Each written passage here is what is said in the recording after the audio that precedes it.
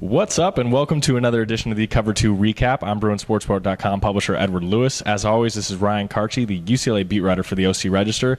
We're here again at CSU San Bernardino, where it was again a pleasant 85, 90 degrees today, and a pretty solid practice. Let's get into the news and notes, kind of the fat of today. Mossy Johnson, first and foremost, his shoulder injury is not expected to be serious. Only expected to be out maybe 1, 2, 3 weeks. But even at that, he was already on the field. He already did a few drills. It seemed like the timetable was moved up a little bit, as Jim kind of insinuated. So I think at this point he might only even be out a week. Yeah, and 24 hours ago, it looked like he might miss the season. So that was a big boost for UCLA. The only other injury that they suffered today was Cameron Griffin. He had a little bit of a shoulder injury. It didn't look to be too serious, but he was taken off the field, iced it up. He was in a sling after practice. Jim said he'll go get x-rays, and we'll figure it out from there. The other one, Simon Goins, the tackle, still being held out. He's medically cleared to play, but he's not really playing. He did a couple of drills. But other than that, I want to just kind of break down these first two practices because, quite frankly, they've been a little boring, which isn't necessarily a bad thing. Tell me why. Honestly, I think it's probably a good thing if you're a UCLA fan. There's not really any position battles. I know we talked a little bit in the spring about how there wasn't exactly that much to talk about. And at this point, it feels like a lot of nitpicking. I know, especially the folks of our nitpicking, Brett Hundley, we've all been kind of looking at him a lot closer than maybe we had in the last few seasons. Yesterday, he started off pretty slow, was having some trouble with accuracy. I thought even he had kind of a bounce back day. He had some great throws late in practice. So there wasn't even really that much to talk about. I mean, the young guys, I know Jim Mora said that the young guys aren't necessarily standing out, but that could be a good or a bad thing. He wasn't sure.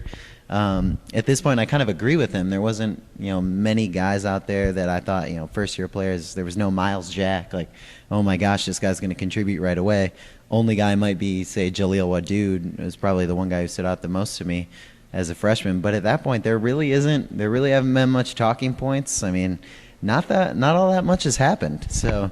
No position battles.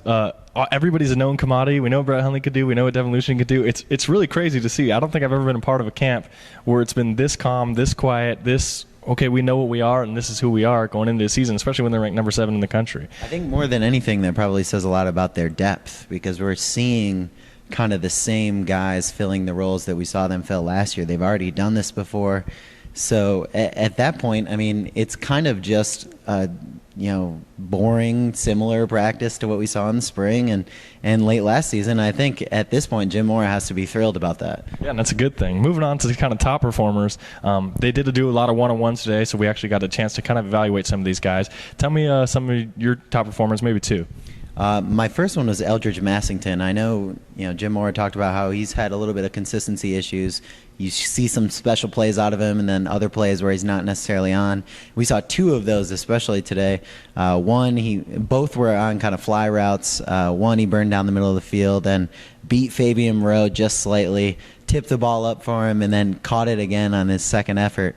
A beautiful catch. And then, 20 minutes later, he was, running up the sideline, looking as fast as I've seen him in the past, year, and dove full extension for a ball and caught it. It was an impressive day for him, and I think, Brett Hundley has been talking about him, all camp, all summer, all spring.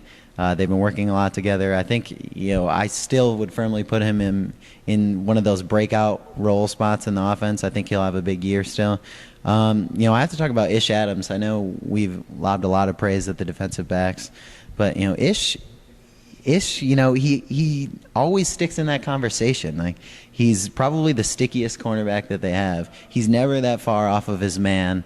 And at this point, he seems so locked into that nickel spot and, sometimes on the outside that I think at this point they can really count on him. So, in a defensive backfield that already has a ton of guys, and he's maybe your 4th, 5th guy, that's pretty impressive. My two, we'll start with Devin Lucien. Devin, he's just become this robot almost. He used to be talkative and barking and flamboyant and all this stuff, and now it's just robot Devin. It's just out route, in route, catching everything.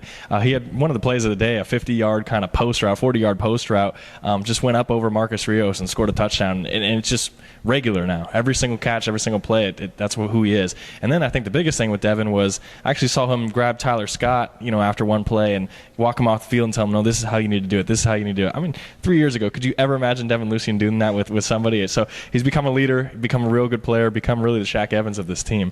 My other guy is Tahan Goodman. He just picked up right where he left off in spring. He had an interception off Mike Faithful. He had probably 2, 3, 4 pass deflections in one-on-ones.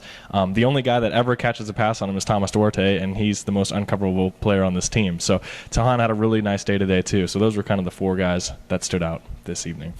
That'll do it for day 2 here at CSU San Bernardino. The UCLA Bruins take the field again at 3 p.m. tomorrow. It's not expected to be a full pads practice, so we'll probably be talking about another boring practice tomorrow.